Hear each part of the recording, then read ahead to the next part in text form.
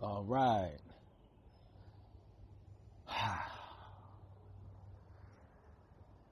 Sometimes you have to just let it out. Sometimes you just have to let it out. I'm back. Back again. Hi, my name is Will I am. I'm back with another installment, part 4 to a previous installment, Life in a Virtual Reality. Now, let me just offer up a disclaimer before I start. This information is my interpretation of what my experience means to me. By no means is it designed to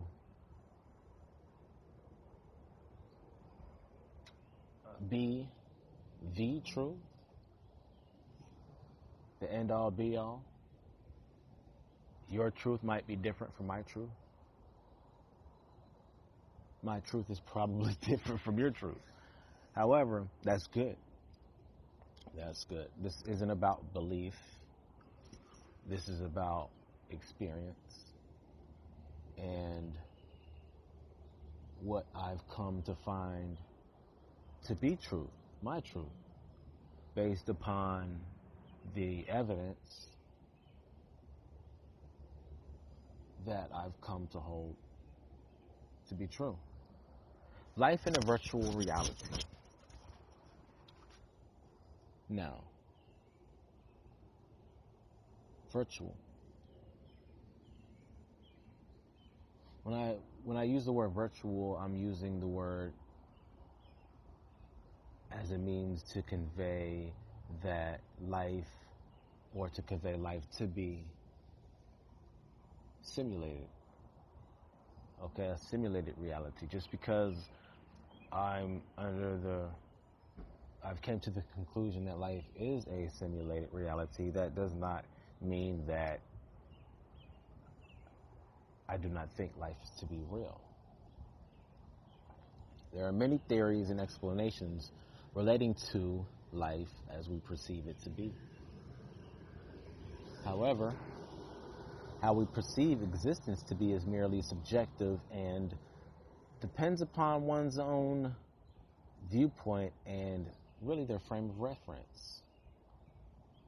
So this is going to be my personal interpretation of the data that I've received throughout the years and what seems to be the most fundamental explanation of my reality as I perceive it to be. Okay? Now, as I've said, your truth may not be my truth. My truth may not be your truth. But that's fine. Because I do believe that in life,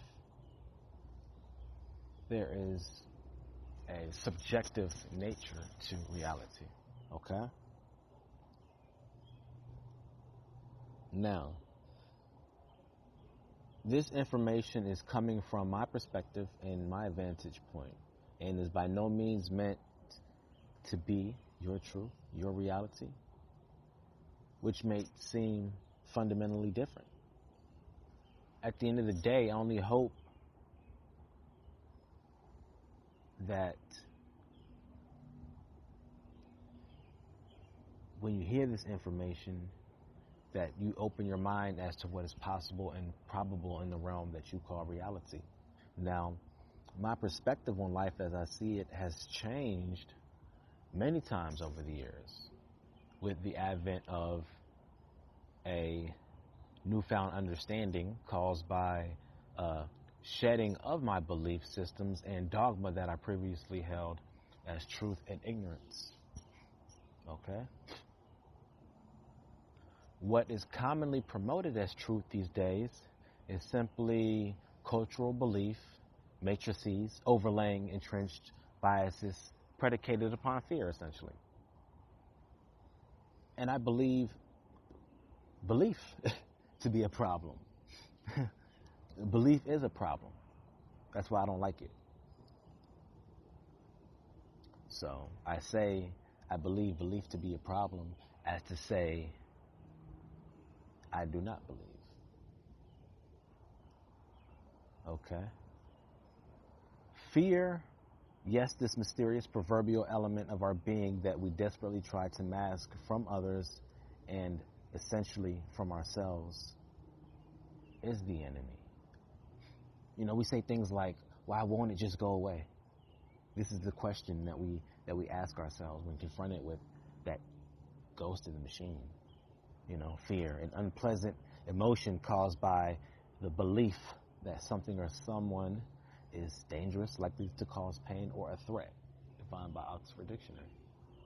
You know, then we think to ourselves, in order to truly overcome this mysterious element, we have to actually face it.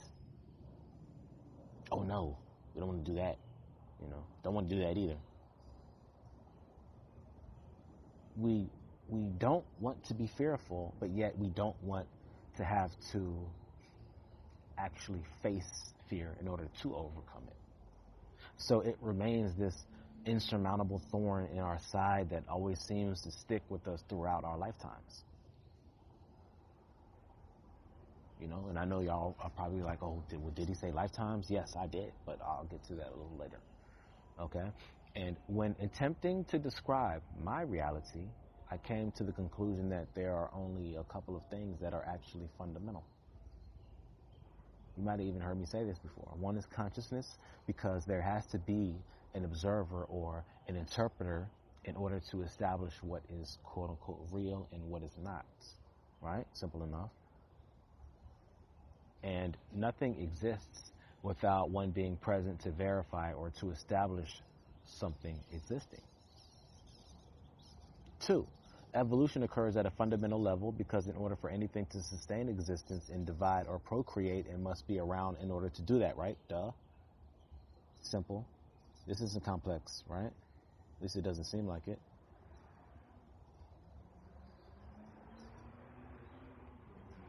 Now,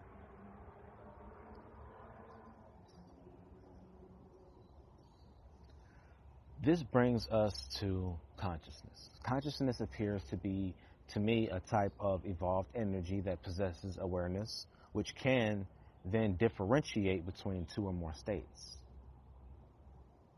Right? Simply being aware of 2 or more states. Or more than one state. Okay?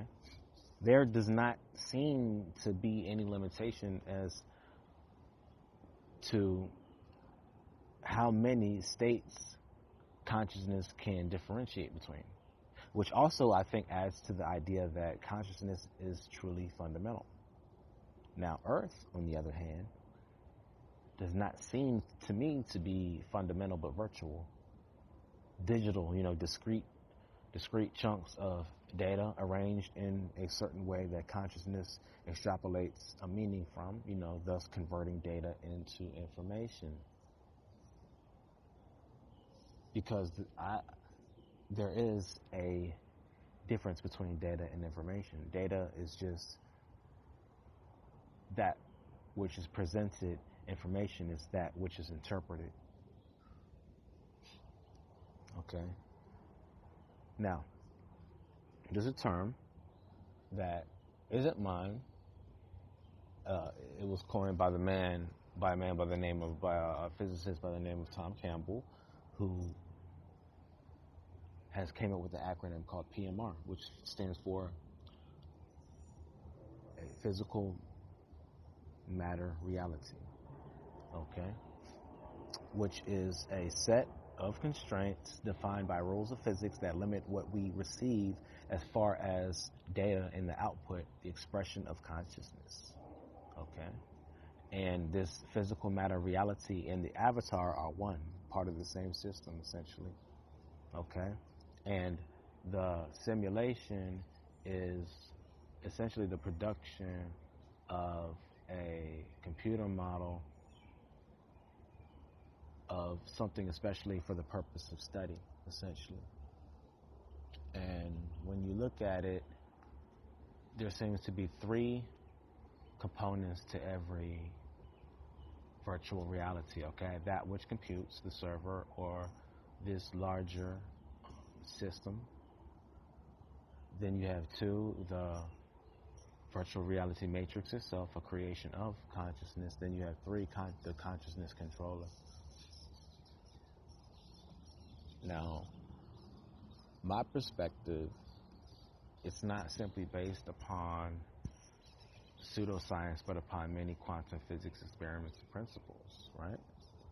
Like the placebo effect, the double slit experiment, and the psi uncertainty principle, which lets us know that essentially reality cannot simply be an objective one in which we are separate and therefore disconnected from what some perceive to be a material objective reality.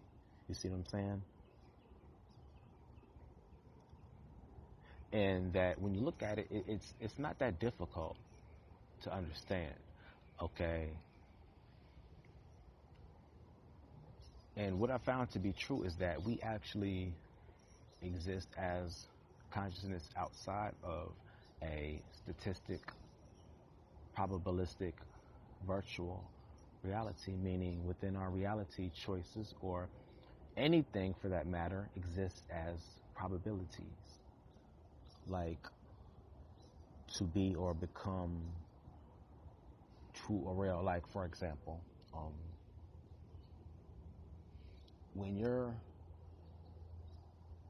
let's just say you're playing a game, right? You're playing Super Mario. Okay. So the game actually renders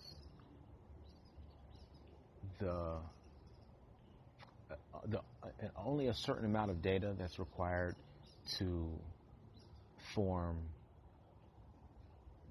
that which you're looking at, okay? And then as you move throughout the game, then the gaming system actually renders that image on the screen as is needed, okay? Because the player within the game, whether it be Super Mario, Luigi, whatever, is actually, as they're walking through the game, the gaming system is rendering the backdrop and all the trees and the clouds, you know? And nothing is rendered that doesn't essentially need to be rendered. And in a virtual reality, we live in a three-dimensional virtual reality, is the same way. However, we live in a we are a part of a multi-dimensional virtual reality, which consists of probability, and probability is the backbone behind what we see. When we take the data that exists as probability and take in that probability, when we take in that information thus becomes reality, and thus our world is rendered to us. But each player, each consciousness receives its own personal data stream. I'm receiving a personal data stream through my senses. You're receiving your own personal data stream through your senses. And everything looks solid because your senses are convincing you that it is solid, when essentially everything is connected. It's all one system, and we're all connected. And space is just an illusion. So,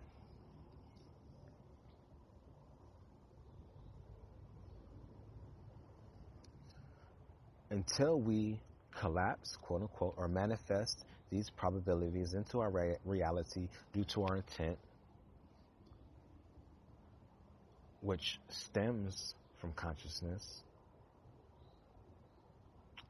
that which might happen exists as a probability.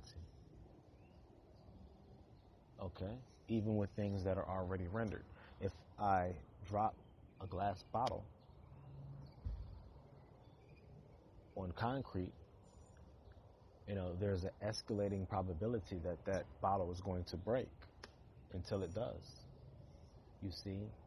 So that's what I mean when I say probability, is that there's a high likelihood of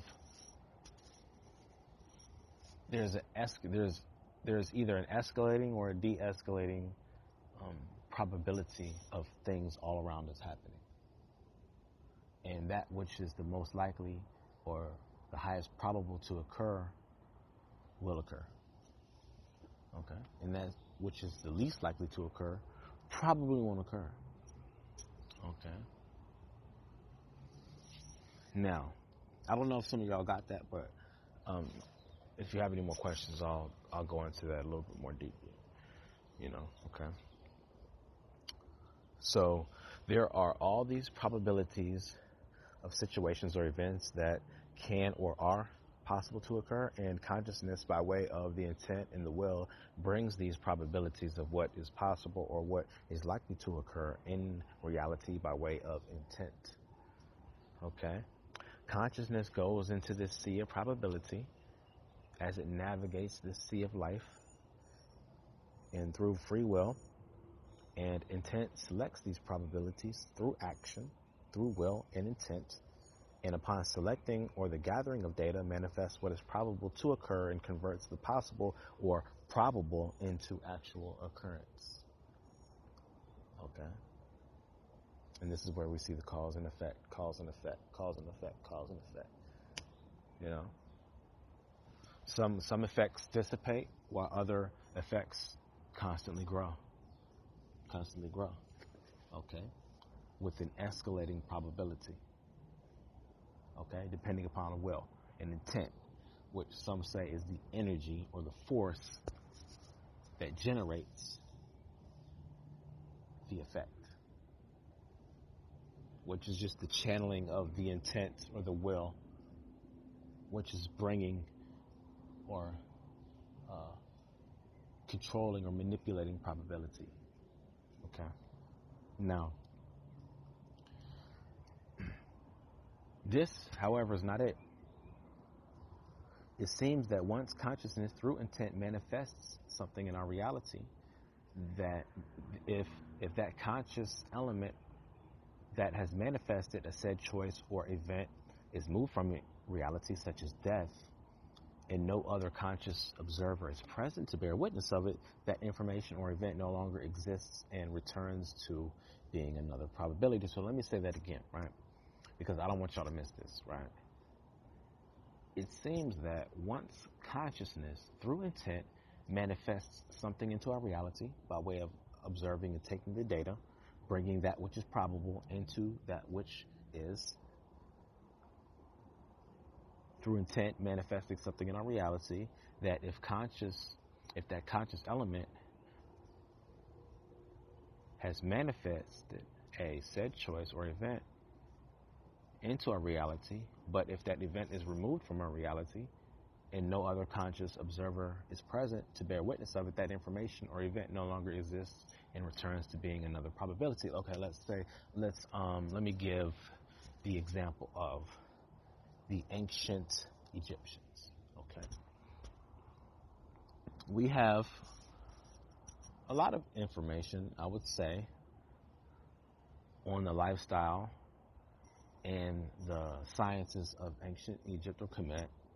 However, that which we do not know, or the information that we don't have, has been erased or deleted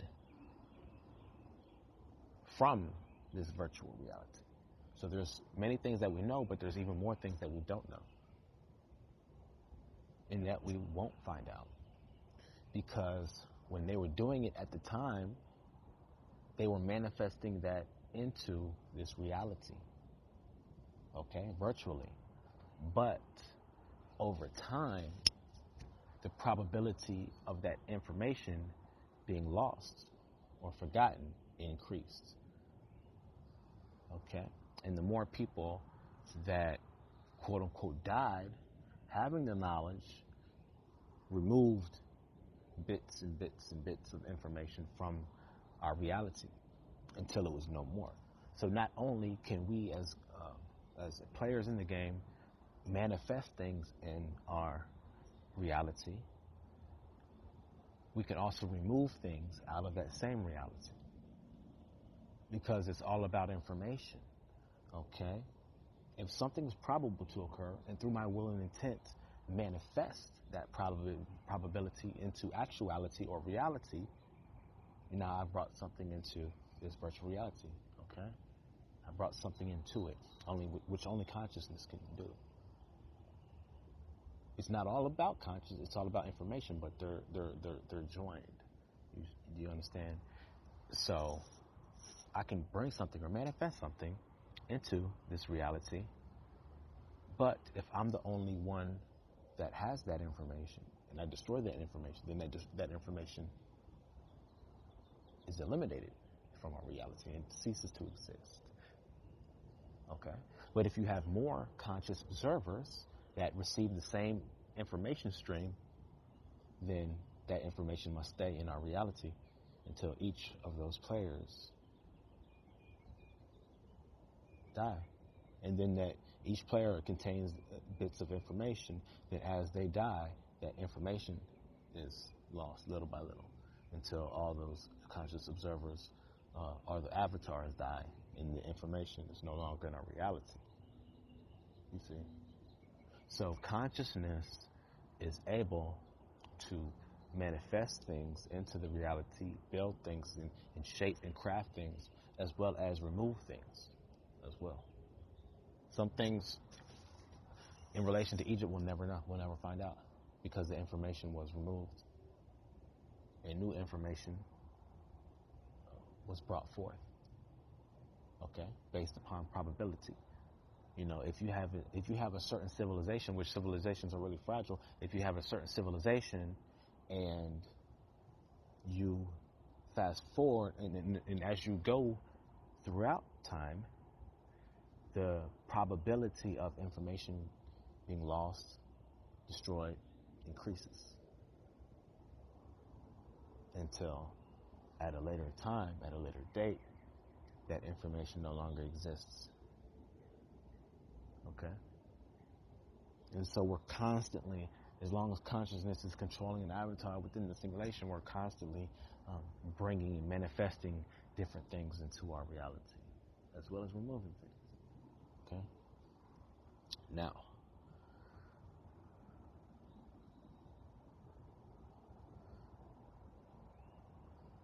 again, just simply study the double slit experiment, okay, for further evidence. Now, this sea of probability fluctuates up and down based upon escalating choices rendered within our reality. This is where the statistical element plays a part in my comprehended truth model. Okay? These probabilities and the percentage or likelihood of any manifesting into our reality frame can be determined if you had a big enough calculator. Okay? And also can be said to exist as quantitative data. This is where I think intuition plays a factor in all of this. Intuition can feel, quote unquote, the percentages fluctuating and might even be able to determine with a degree of certainty what will happen next or what has the highest probability of occurring in any given situation. We commonly call this precognition, and I have this. Okay, and you might also. Now, have you ever been in a situation or had a dream that something was about to happen, and as increments of time went by, you know, it started building. You started to feel more and more like something was going to happen, and it just increased and increased until it happened. You know, or you might have had an intuition like, oh, I don't feel good about this. Something's about to happen, and then that feeling didn't go away. It just kept building and building and building, and all of a sudden you get a phone call. Oh, Johnny just got into a bad car accident, or you know, Billy fell off his bicycle. You know, or Dwayne got shot. You know what I'm saying? It's just it's a sense. It's an intuitive sense that one has an intuitive feeling of probability, okay? Probability fluctuating and moving, okay? Which is non-local, by the way. So you can have that feeling in relation to something that's going on, on the opposite side of the country, And it doesn't have to be something major. It could be something minor, You're in a rush. You go to a gas station to buy a cup of coffee. Okay, you're in a rush. So you grab your cup of coffee, you throw your change on the counter, you run out, and all of a sudden you're just like, oh, something's wrong. And you're like, oh, I forgot my phone. So you run back in there, get your phone. You know what I'm saying? It can be something that, oh, wait a minute, something's not right. What's missing? Let me check myself. Oh, keys, left the keys on the counter. So, I mean, it's things like that to where you can feel the fluctuations in the probability, So, just little things like that we have to really learn how to sense. And learning how to really sense that, and even later on controlling it to a small degree, involves practice. And it essentially starts with a thinking outside of the box, starting with a fresh paradigm, expanding, opening your mind. Okay? And that's very hard to do, almost impossible with, rigid belief structures. Okay? Now, let's see. One can influence the probability of events occurring with a median probability ratio, which biases the outcome one way or the other off of the intent of the conscious observers by a few percent. Okay? So let me read that again. One can influence the probability of events occurring within a median probability ratio, biasing the outcome one way or another of the intent of the conscious observers. And Peer Labs did a large number of test experiments regarding the influence of consciousness or the influence of an observer on a random number generator. Okay, how many times they can manipulate this random number generator. Okay, and Peer Labs was, what did it stand for? Princeton Engineering, and I forget what it was. I can't remember it at the time, but this collapses certain events into reality out of, let's say, metaphorically speaking, this huge cloud or database of probability, or a database of probability stored in the cloud. Either way, okay? This virtual reality Earth has a tight rule set and provides you with immediate feedback and that of consequences to our action. And when I say it has a strict rule set, we tend to define this rule set by the laws of physics. Okay? You can't jump 30 feet in the air, at will. That doesn't happen because of the rule set that many call gravity, which I think largely is undefined, but that which we call gravity. All right? But, well, let me retract that last statement. It's defined to a certain degree. Now, this rule set influences us, our DNA, our avatar. Okay? And our physical avatars are servants or slaves to these rule sets. These rule sets that cannot be broken. Okay? Now, there is what's called, speaking earlier above about the influence of the probability of events. occurring, okay, which, I'd like to point to the psi uncertainty principle, okay, which, when you have focused and directed consciousness, okay, you can take advantage of the uncertainty or randomness in physical interaction situations or phenomena by subtly applying psychokinetics or telepathic suggestion to manipulate events towards a particular outcome. Now, this might sound science fiction, or you might say, oh, well, this is pseudoscience. But when you look at it, it can happen. It can happen. All right? The results of these manipulations would simply appear within our physical matter reality to be good luck, bad luck, or just an intuitive bolt out of the blue, or a random skewing of the expected statistical distribution.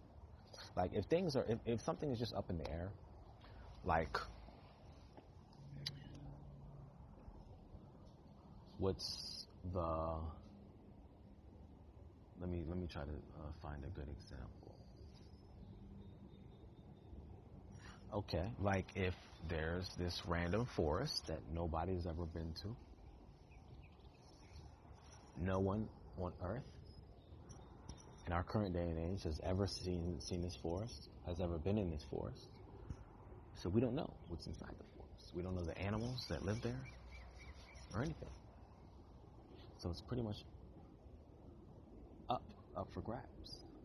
Nobody's ever seen it. So what's the probability of there being a gorilla in the forest? I don't know.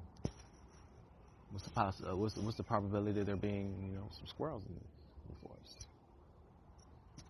We don't know. It's pretty much up for grabs.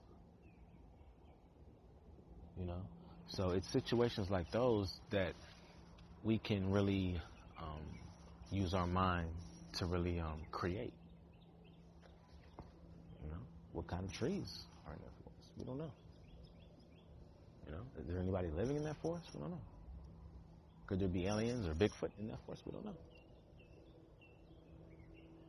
But that would be a situation in which I can,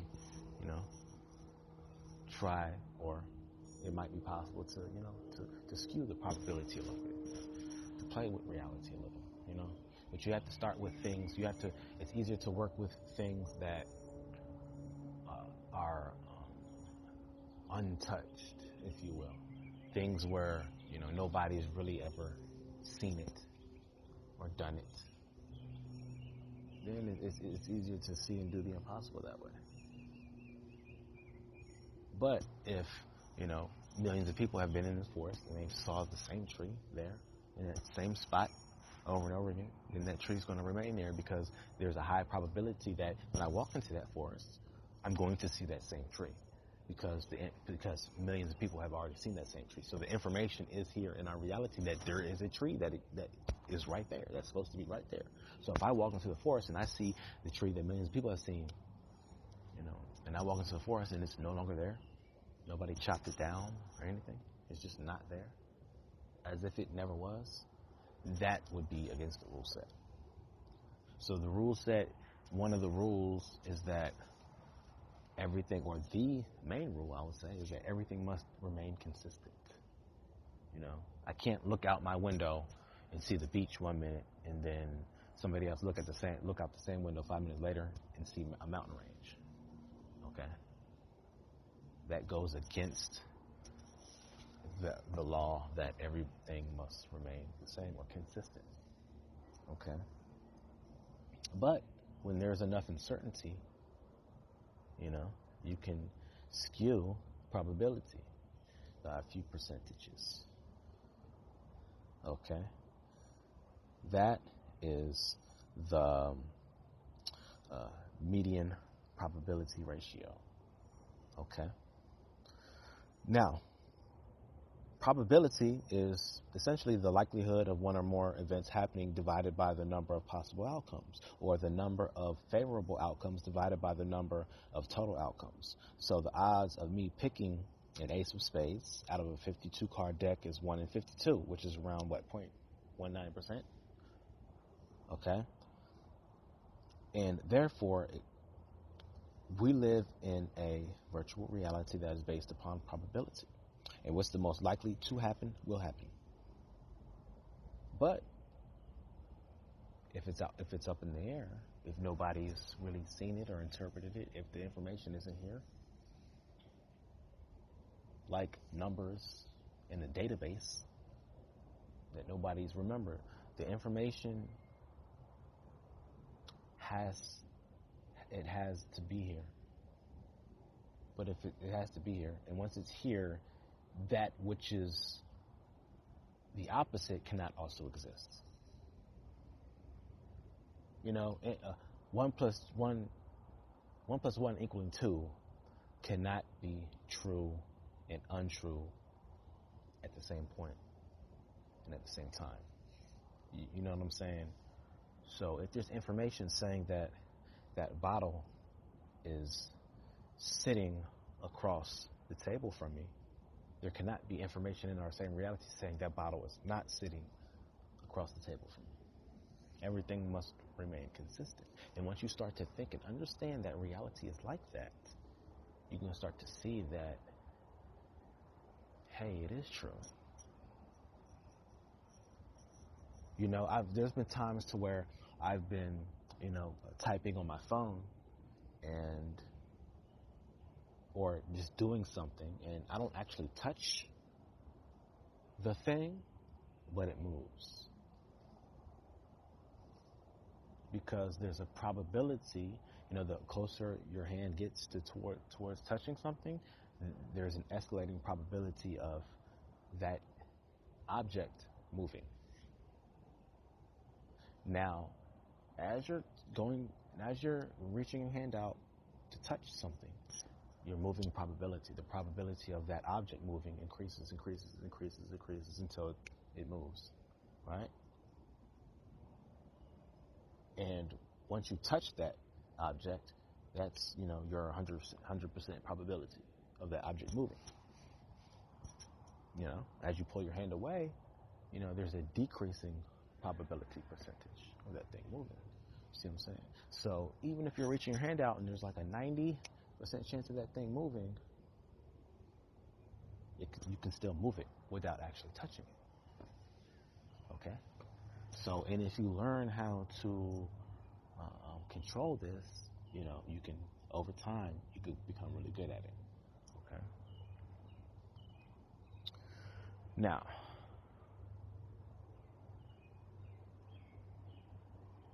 a virtual reality based upon probability is also a very efficient virtual reality. It provides a certain consistency between players in the simulation. Why? But why? Why is our reality a probabilistic statistical one? You see, a virtual reality allows us to exercise our free will through choice, and it also provides a context that gives evolutionary significance to our free will choices. Okay? Such an environment like this brings out and exposes our fears, our arrogance, and our ego. And the degree. Okay? And it's only those who can significantly reduce their fear, arrogance, and ego are able to be successful explorers of non-physical matter reality. As babies, we start off in this physical matter reality. We start out much like our spirit or our consciousness, our individuated unit of consciousness without a VR. Exploring this data field and struggle. And let me go in quickly before I get too deep into the individuated unit of consciousness. As I said earlier, a virtual reality cannot compute itself. Okay? That which is being computed cannot compute itself. Okay? Super Mario and Super Mario Brothers cannot compute the game that he's in. So therefore, logically and out of necessity, that which is computing is outside of the specified game. Okay? Like the gaming system. The gaming system is that which computes the video game. Okay? And it's the player, the observer, that actually controls the player in the game via a controller. All right? Which is just like our system. Consciousness is not inside the body because it's just a virtual body. It's not within Earth because Earth is just virtual. It's not within the universe because the universe is just virtual. Okay, consciousness is outside of our universe, outside of our virtual reality, but it is controlling an avatar three-dimensionally through this game of life. Okay, and the server or the gaming console is consciousness itself. Okay, so you have this blanket of consciousness, and then you have these segments or these portions of individuated units of consciousness, which aren't truly apart from this larger consciousness system. They're like neurons in a brain. Okay, leaves a part of a branch, part of a tree that has roots. Okay, so you have this larger consciousness system, which within this system are individuated units of consciousness that are controlling avatars, creating a virtual experience. Okay, now these units of consciousness have little to no free will. Their free will only exists within a virtual reality, which makes a virtual reality very powerful and very valuable. Because, does your ear have free will? Does your tooth have free will? No, it doesn't need it because it's a part of a larger system. It's a part of a larger organism. Same thing with individuated aspects or units of consciousness. They don't have free will. They don't need free will. They have potential. Your ear has potential to hear what? A lot of notes, a lot of musical notes. But until that note hits the ear, it's just potential. That ear just has potential. Now once that note hits that ear, it starts to vibrate. The hairs start to vibrate. And things are being interpreted. Same thing with individuated units of consciousness. They're segments of consciousness, but they only, as the ear is to the body, but they only exist as potential. Okay?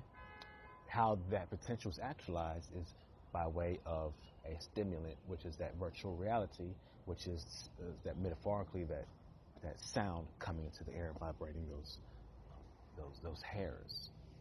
Okay? That's what the virtual reality does to consciousness that resides, quote unquote, outside of it. It stimulates that potential in that unit of consciousness to actually actualize that potential. Okay? All right, and through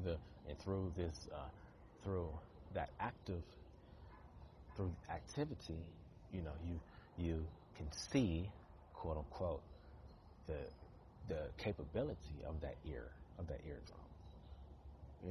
Through if you increase the noise, if you increase that vibration, you can tell where that sweet spot is. You can tell, how good it is or how bad it is at interpreting sound. Same thing with consciousness. If you subject it to a stimulant, you can pretty much gauge to where, you can pretty much gauge how good or bad that unit of consciousness is. Okay? And then you can adjust other virtual realities around that element of consciousness, like a hearing aid. They first test your hearing, and then they, set up that hearing aid, according to the characteristics of your eardrum. So, Now,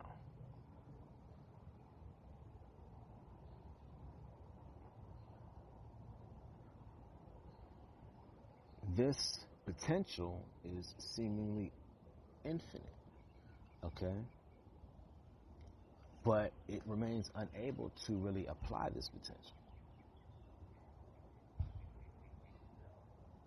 But until you subject it to these stimulants, okay, then you or apply a constraint or subject it to a sort of constraint or a pressure, then you can see how it's able to respond. Okay. Now, these bodies, these physical bodies, these bodies that we say were physical, that are physical, they don't receive consciousness, nor does consciousness reside within the avatar or the body. The avatar is simply virtual. Any perceived space between you and someone else is also virtual, with no real space actually existing between anyone or anything. And as I've said before, consciousness is not within the game, but exists outside of the game. Okay?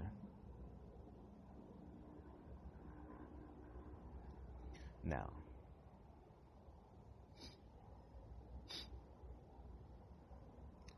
moving on.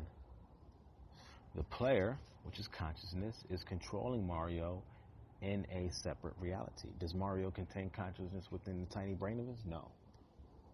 Mario is simply a virtual character in a game of Super Mario Brothers. Is Mario the only player? No. You also have Luigi. And Luigi can be played by another player that is separate from Mario. You know, are you starting to understand? Mario and Luigi can bump into each other in the game, but the players exist outside of the game being played and are fundamentally different. You know, player 1 might be a girl, player 2 might be a boy. However, player 1 and 2 might very well be brother and sister. You know, are you starting to get it? You know, furthermore, me as a unit of consciousness can only experience what the rule set of the virtual reality allows this avatar to experience. Okay? The free will options of an avatar end when the avatar dies. Okay? But this avatar in its personality rather still exists in a state encoded as data. You know, if Mario gets hit by a Koopaling, he dies. But does the player die in real life? No. But the player now learns to be more careful. In a similar fashion, our units of consciousness gain wisdom and information and decrease the amount of disorder and fear along reincarnation. This series of reincarnations. Okay? This virtual reality can help with the evolution of consciousness outside of this virtual reality and with the progressive transformation of being, okay, increasing your quality of consciousness, which is decreasing entropy, which is the amount of disorder within a given system. You also have the evolution of the avatar and its genetics and biology, with each race of avatars manifesting their most probable genetic structures. And these two processes run concurrent with one another, the evolution of consciousness and the evolution of your avatar, or a race of avatars, in which when you talk about the evolution of races of avatars, you speak of a collective. Okay? The evolution of consciousness is more, it's a collective the higher you go. Okay? It's like a fractal.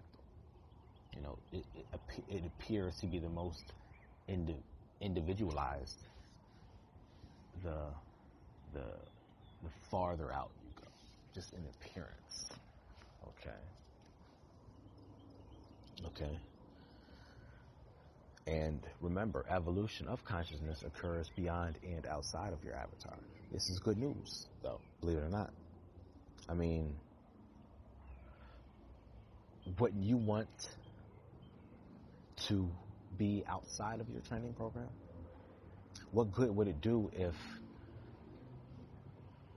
you were simply a physical, you only had a physical existence. And you would always have to start over every time you died. Or if you only died once, which you don't. And that would be it. Just imagine that. Okay? No. Learning is cumulative and occurs in phases, and the very evidence of out-of-body experiences testify to the separation between the avatar and consciousness and physical reality, physical matter reality, and non-physical matter reality. And you see, an IUOC exists as non-physical conscious potential. This potential is actualized or manifested once restriction or rules sets are placed upon it. Okay? This potential is actualized, manifested once restriction or rule sets are placed upon it. Okay? Consciousness. You know, like when you squeeze a balloon in the middle and you feel how the rubber is forced to both sides. Okay? Now, essentially, who are we? We are individuated units of consciousness playing a total immersion VR game wherein our avatars make choices and receive consequences for their actions and appear to have physical bodies in physical space. Right? What are we doing here? It's another question. Right?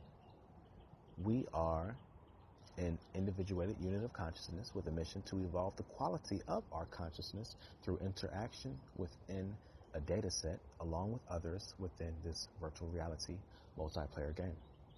We are here to experience, interact, and to make choices, quality choices that will hopefully increase your quality or the quality of consciousness, which if all the individuated units of consciousness increase the quality of consciousness, decreasing entropy, which is the amount of disorder within a given system, then the entire system evolves. You see what I'm saying? So each player is important. Each player plays a key role in the entire evolution of this entire system. That's the point. That's why we're so special. It's because when one evolves, the whole system evolves just a tad bit. But if the community evolves, then the system evolves at a greater percentage. That's why you're important. Okay? And by this larger system, I'm referring to who, I don't want to use the word God because that has a lot of beliefs attached to it, and that's another topic altogether, another subject, another installment altogether. But all right, let me go into this really quick. I wasn't going to talk about this, but I'm going to go into it real quick. Right? Some people say, when you look at the aspect of God, God is, that's it. He knows everything. Well, the majority of people say it's a he, but he quote unquote knows everything. He's everywhere all the time. He's infinite. But the only thing that causes a disturbance is the fact that anything that is stagnant eventually devolves, eventually degenerates into random bits of information. Okay?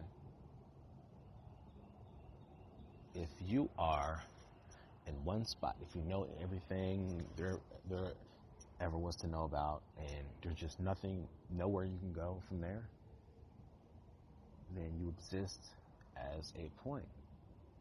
Okay? But if someone or something is evolving, then they are steadily increasing.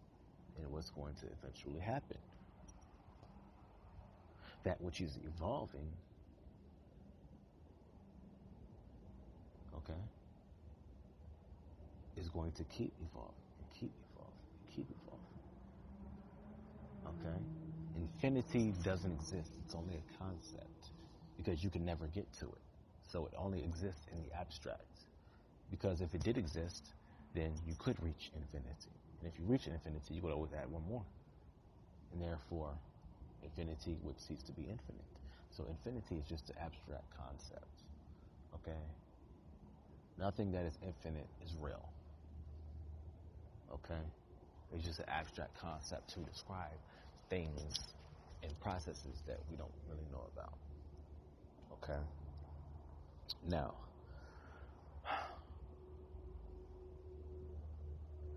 and if quote unquote God did know everything, then what we experience now on earth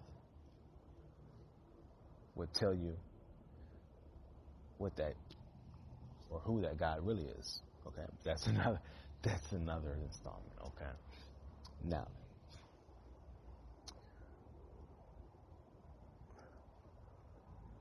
our avatars receive data.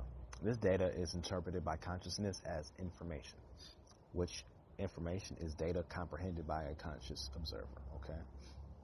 The only thing that the rule set enforces is, among other things, which is paramount or predominant, is data consistency. Okay? Further constraints are those which evolved over time. So you have, a virtual reality which has a rule set that everything must remain consistent. And then you start off with a few fundamental laws, which we call laws of physics, a rule set, which defines our rule set. And then over time, the rule set evolves through this evolution of species. Okay?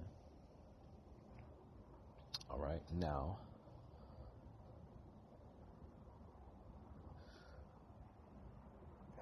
this avatar-esque figure is one's own self within a virtual reality expressing the will of this individuated unit of consciousness.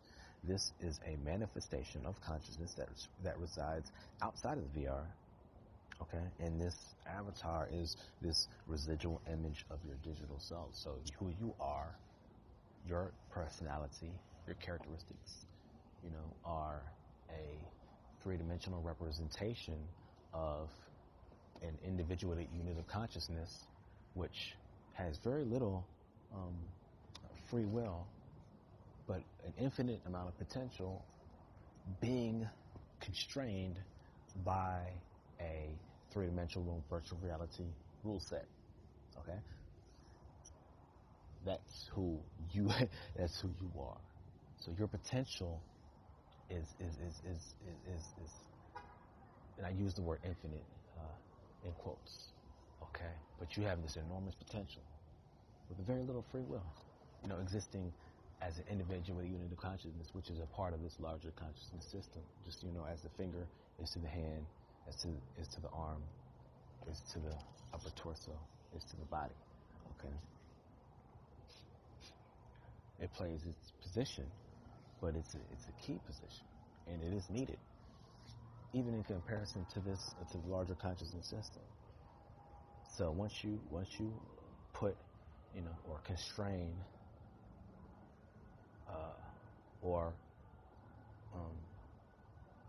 what's the word I'm looking for? Put that individual unit of consciousness in the right environment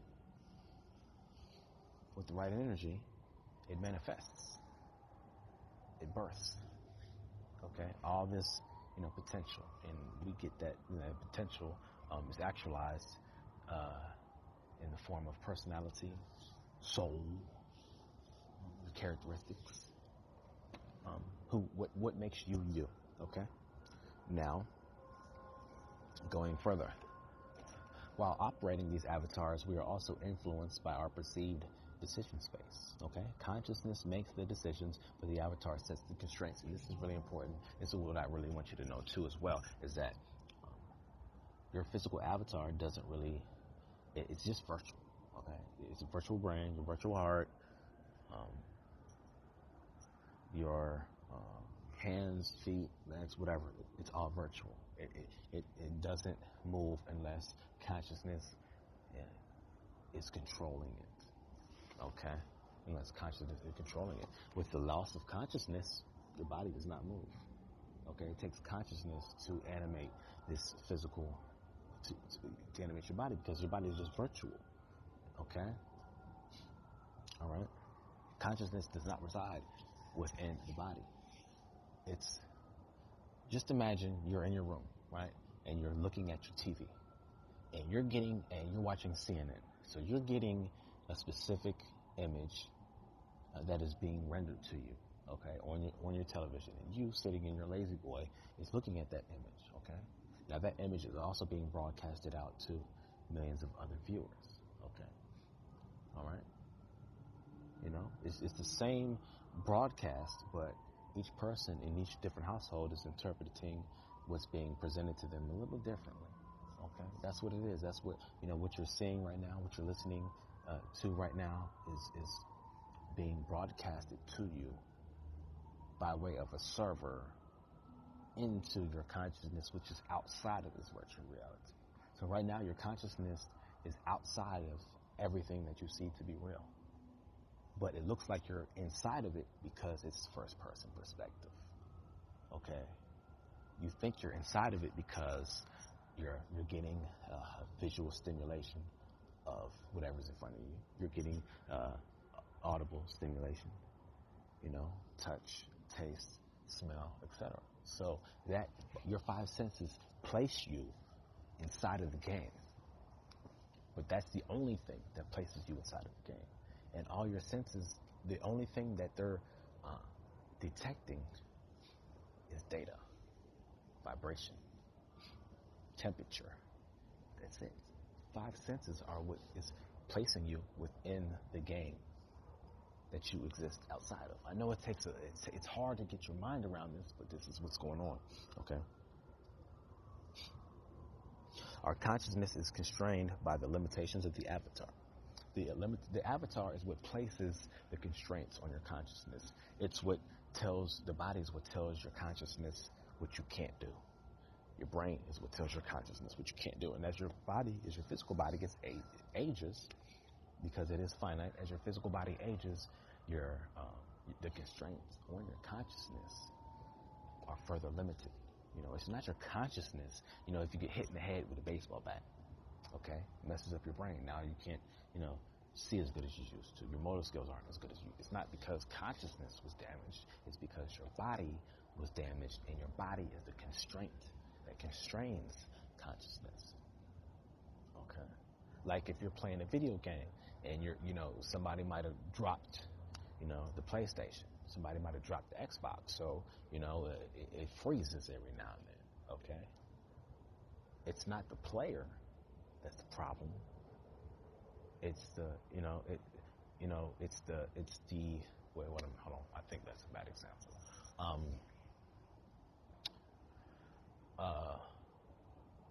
Okay, all right. You tear your ACL playing basketball, right? So that injury constrains the ability, by way of the rule set, of you jumping as high as you might have used to jump. Okay, your body is what sets the constraints on what you can do according to this rule set. Okay, the rule set says, as you get older, you age. Your body decreases in agility. It's according to the rule set. Okay, you start to degenerate. Okay, entropy increases physically. Okay, it's a part of the process, the life and death process of the physical body. Okay, now, like I said, infinity is an abstract concept because anytime you get to infinity, you can always add something to it once you are there, which logically discredits anything infinite as being truly real. Okay, and just relegates it to an abstract concept. Okay. A virtual reality is necessary for consciousness to grow. A virtual reality is a simulation-based reality. We can never see the source of the data. We are limited by the avatar to do this, what's called the delta t, okay? And delta t is an equation used to measure discrete chunks of time, okay? Time, all right? And this refresh rate of this virtual reality system, okay, is around 60 to 120 times a second, okay? Now, this aspect that we call time is each delta t was measured to be 10 to the minus 44 seconds, which is 30 degrees order of magnitude smaller than what we can readily observe. So the time it takes for information, the speed at which the top speed at which information or data can be transferred across each delta t is the speed of light. Okay, so the speed of light, which is 186,000 miles an hour. The speed of light is the apex or the speed limit of how fast data can be transferred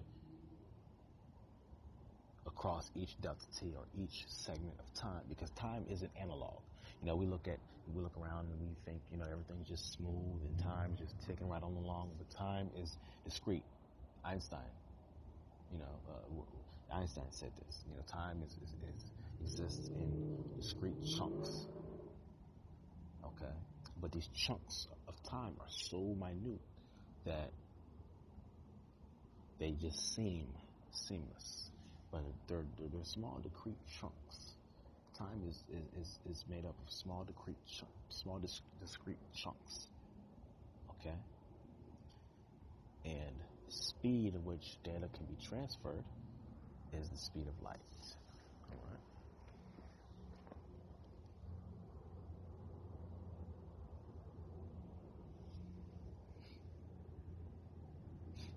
Or, it does say that c is a constant. C is a constant. The speed of light, c is a constant. Because, velocities generally add, but in relation to the speed of light, it remains the same. Unperturbed by, any velocity changes. Okay. So anyway, anytime you create a system with the rule set, you create a virtual reality. And experience is usually the best teacher. The limit of consciousness within the virtual reality depends upon the restraint of the rule set and the restrictions of consciousness placed upon it by the avatar. Okay? Consciousness and that which computes reality, the server, must be in the same reality. Okay? So consciousness and that which computes reality must be in the same reality. So your individuated unit of consciousness does exist in the same reality as that which is being, which is processing or computing. Okay. And this VR is, like I said, is a multiplayer game that is being rendered three-dimensionally to each consciousness. Okay.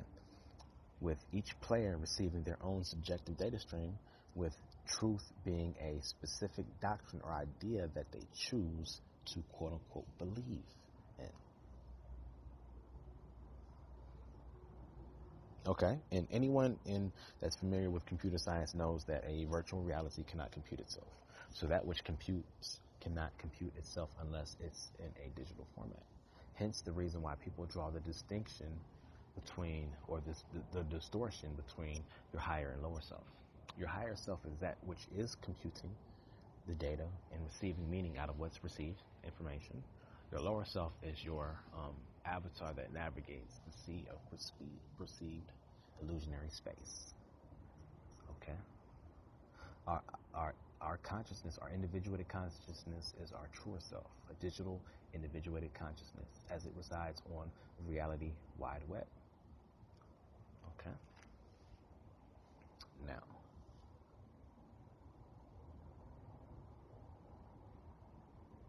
that's pretty much all I really want to talk about at the moment. But once again, just try to, I know I've given out a lot of information, a lot of data, however you process it is on you, but just make sure you think and,